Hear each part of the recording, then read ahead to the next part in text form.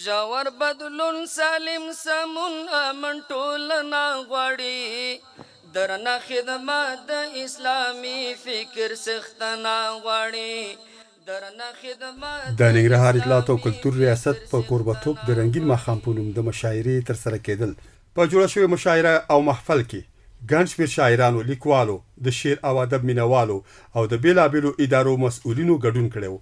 د ننګرهار ولایت د اطلاعات او کلتور رئیس مولوي نور محمد حنیف د امیر المؤمنین حفظ الله را لېږلی پیغام د مشاعرې او محفل ګډونوالو ته واوروه چې پکې له ټولو هیوادوالو د یووالي او ورورولۍ د غوښتنې ترڅنګ هیوادوالو ته سپارښتنه شوې وه چې د هیواد په بیا آبادولو او بیا رغولو کې فعاله ونډه واخلي. په پیغام کې راغلي و چې د شعارونو او خبرو پر ځای باید د دې کړېدلي ولسونو لپاره په عملي ډول کار وکړو او د بهرنیو د پوچو تبلیغاتو مخنیوي کې ټول خپل مسؤلیت ادا کړو. په پیغام کې دغه راز راغلی و چې د اسلامي امارت د سرخندونکو مجاهدینو د قربانیو په برکت او د ولسونو په ټینګ ملاتړ زموږ پیل شوی مقدس جهاد بریالی شو چې دا ویاړ د ټولو هیوادوالو دی. په پیغام کې دا هم ویل شوي چې د روسانو پر وړاندې هم مقدس جهاد ترسره شو چې وروسته یې مشرانو تېروتنې وکړي، باید اوس دغه تجربه تکرار نشي. په پیغام کې دغه راز ویل شوي و چې د دښتې لیلي او شینوارو د پیښو د شهیدانو او نورو شهیدانو د قربانیو ستاینه دې وشي او د یادو قربانیو د ساتنې په خاطر دې د دغو پیښو شهیدانو په اړه ډبرلیکونه جوړ او د قربانیانو یاد دې راتلونکي نسلونو ته وپېژندل شي. موږ د شعر شپه جوړه کړه، الحمدلله ډېر ښایسته مراسمو سره انشاءالله موږ برابره کړې ده.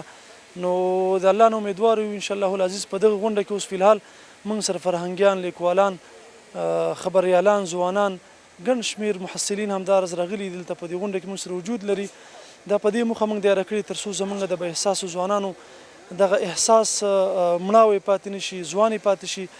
موږ په لیکوالانو، فرهنګیانو، شاعرانو باندې غږ کوو تر څو چې د خپل ملت غږ په شعر کې همداراز څومره فرامین دي، مشرتابه مقام یې ده په شعر کې راونغاړي تر څو ملت ته دا وړاندې کړي. ولې شعر داسې یو شی دی چې همیش لپاره د دې خلکو اورېدونکي ډېر وي، تلوسې ډېرې وي تر څو خلک شعر واوري. لیکوالان او فرهنګیان د دغسې مشاعرو جوړېدل د فرهنګ په ډګر کې ستر ګام بولي. چون نوم یې رنګین ماښام دی نو د پایلې هم رنګینې وي. دا په ځوانانو کې د ادب او فرهنګ روحیه قوي کوي او د همغږۍ احساس قوي کوي، د ټولنې سمون او د رغون لپاره لارې هواروي او بل موږ ته د یو ډاډمن امنیت ډاډ راکوي. او دا د ځوانانو لپاره بیا خصوصا د ټولو ولسونو لپاره یو ښه پیغام دی، یو ښه زیری لري ځان سره لري. د جلال له ټاټوبي د جمال خاپیرۍ د شعر وزرې غوړولې دي او دلته د شعر یو رنګین ماښام جوړ دی.